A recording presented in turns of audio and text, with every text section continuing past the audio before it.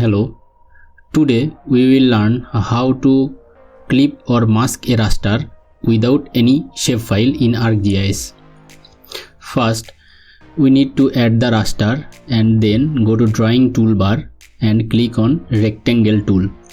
Just draw a rectangle on your raster. Then change the fill color with no fill. You can change the outline of the box. I choose red here. Now select the raster by clicking on it, then right click on the raster layer and go to data, then export data. Just name the output file. Make sure you have selected the selected graphics option. It will be selected by default and click save.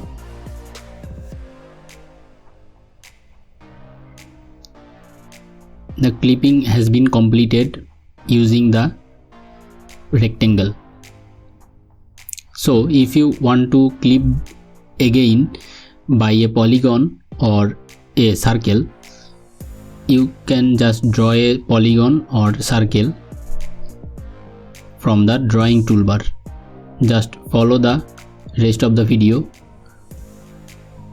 You can learn how to clip using a polygon and by a circle.